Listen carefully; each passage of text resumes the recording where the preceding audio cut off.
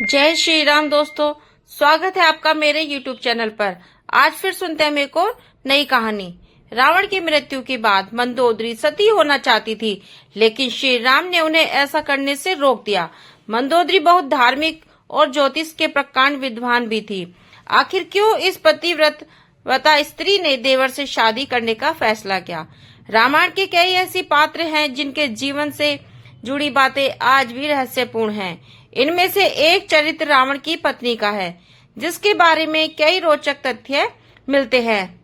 तो आइए जानते हैं दोस्तों रावण की मृत्यु के बाद उनके जीवन के बारे में।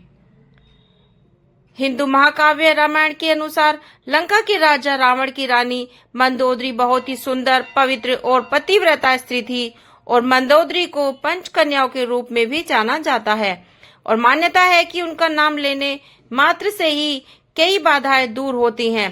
तब आइए जानते हैं रावण की मृत्यु के बाद मंदोदरी के जीवन की कुछ प्रचलित कथाओं के बारे में। जब दशहरा खत्म हो चुका है, देश में जगह जगह रावण दहन हो रहा है। युद्ध में रावण की मृत्यु के साथ ही जब श्री राम जी की जीत होती है, तो उस दिन ही हिंदू धर्म में जीत की इस खुशी को दशहरा त्योहार के रूप में मनाया जाता है। और रावण के परिवार में दो लोग सीता के अपहरण और युद्ध के खिलाफ थे, और वे थे भाई विभीषण और पटरानी मंदोदरी। दोनों बिल्कुल युद्ध नहीं चाहते थे और लगातार रावण को समझाते थे कि सीता को सम्मान पूर्वक राम को लौटा दें, लेकिन ऐसा नहीं हुआ और लड़ाई हो गई। उसमें रावण मारा गया। इसके बाद राम ने लंका का राजपाट रावण के छोटे भाई विभीषण को सौंप दिया। लेकिन क्या आपको मालूम है कि रावण की पटरानी मंदोदरी का क्या हुआ? आखिर क्यों उसने विभीषण से शादी का फैसला किया और कौन थी ये मंदोदरी? तो आइए जानते हैं एक पौराणिक कथा से। पौराणिक कथा के अनुसार मधुरा नाम की एक अप्सरा कैलाश पर्वत पर भगवान शिव की तलाश में पहुंचती है, और वह तलाशते हुए जब भगवान शिव के पास पहुंचती हैं, तो उसने वहां पार्वती जी को न देखकर शिव जी को रिझाने के प्रयास शुरू कर दिए थे।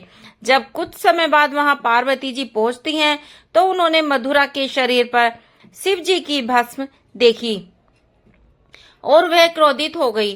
पार्वती जी ने मधुरा को श्राप दे दिया कि वह 12 साल तक मेंढक बनी रहेगी और कुएं में ही उसका वास होगा। तब मधुरा को अपनी गलती की कीमत चुकानी पड़ी और उनके कष्ट का जीवन शुरू हो गया था। एक बार राजा मयासुर ने शापित अप्सरा मधुरा को बेटी के रूप में जब स्वीकार किया, उसे वह महल ले आए, और मधुरा अत्यंत रूपवान और धार्मिक महिला भी थी। जिस समय ये सारी घटनाएं घट रही थी, उसी समय कैलाश पर असुर राज मयासुर अपनी पत्नी के साथ तपस्या कर रहे थे। दोनों एक बेटी की कामना के लिए तपस्या कर रहे थे और 12 वर्षों तक दोनों तप करते रहे। इधर मधुरा के श्राप का जब अंत हुआ, तो वे कुएं में ही रोने लगी, और सौभाग्य से असुर राज और उनकी पत्नी दोनों कुएं के नजदीक ही तपस्या में लीन थे। जब उन्होंने रोने की आवाज सुनी, तो कुएं के पास गए और देखा कि वहां उन्हें मधुरा दिखी, जिसने पूरी कहानी अपनी सुनाई। असुरराज को तपस्या छोड़कर मधुरा को ही अपनी बेटी मान लिया और मधुरा का नाम बदलकर मंदोदरी कर दिया गया।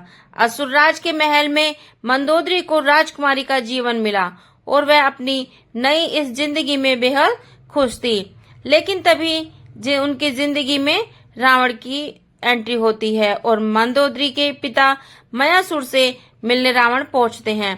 तब वह मंदोदरी को देखकर उन पर मोहित हो गए और उन्होंने मयासुर से मंदोदरी का हाथ मांगा। मयासुर ने ये प्रस्ताव ठुकरा दिया था।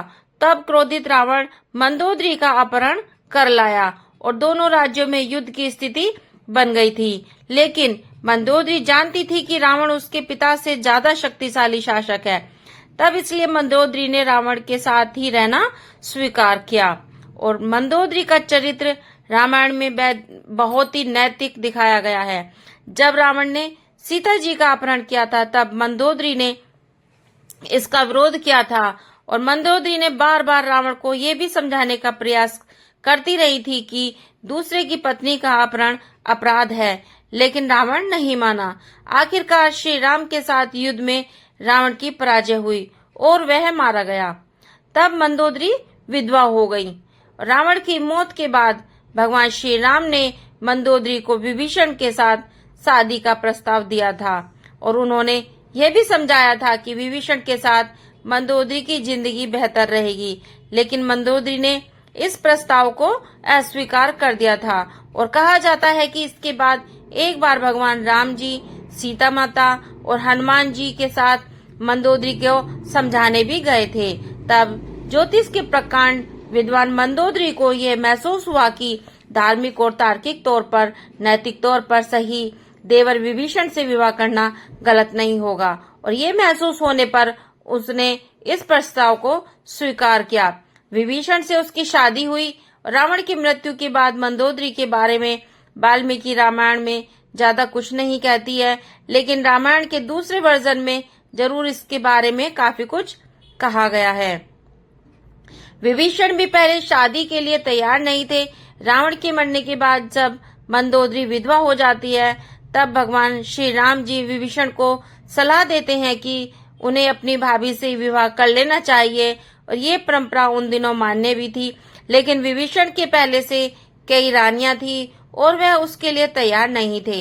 ये भी कहा जाता है कि अगर विभीषण से शादी कर लेते तो उन्हें भाई की जगह लंका पर शासन का नैतिक अधिकार भी हासिल हो जाता और विवाह राजनीतिक और राजकाज से ज्यादा जुड़ा हुआ था। हालांकि ये भी कहा जाता है कि ये विवाह शारीरिक तौर पर पति पत्नी के एक दूसरे के साथ यौन संबंधों की बजाय विशुद्ध राजकाज से ही जुड़ा था, क्योंकि मंदोदरी भी चाहती थी कि उसके पति के निधन के बाद लंका में स्थायित्व और समृद्धि बनी रहे। वह श्री राम जी से शत्रुता की बजाय मित्रता चाहती थी और रावण की मृत्यु के लिए उसने श्री राम को कभी जिम्मेदार भी नहीं ठहराया था। और एक वजह ये भी बताई जाती है कि रावण के निधन के बाद मंदोदरी भी उसकी चिता के साथ सती होने जा रही थी, लेकिन श्री राम जी ने उन्हें रोक लिया और इसके बाद मंदोदरी के पास देवर से विवाह करने के अलावा कोई विकल्प नहीं बचा था। तब रावण ने मंदोदरी को वचन भी दिया था कि हमेशा केवल मंदोदरी ही उसकी रानी होगी और विवाह के बाद मंदोदरी को उपहार के रूप में रावण ने सोने की लंका भी दी थी। एक कहानी यह भी है कि रावण की मृत्यु के एक विशेष बाण से हुई थी और इस बाण की सूचना मंदोदरी ने ही हनुमान जी को दी थी।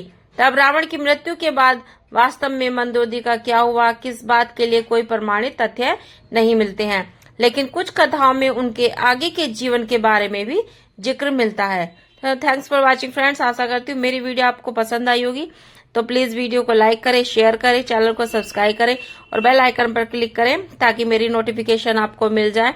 और प्लीज सब्सक्राइब करिए, सब्सक्राइब करने के कोई पैसे नहीं मिलते। कमेंट में जय श्री राम जरूर लिखिए। Please support me. Bye bye, take care.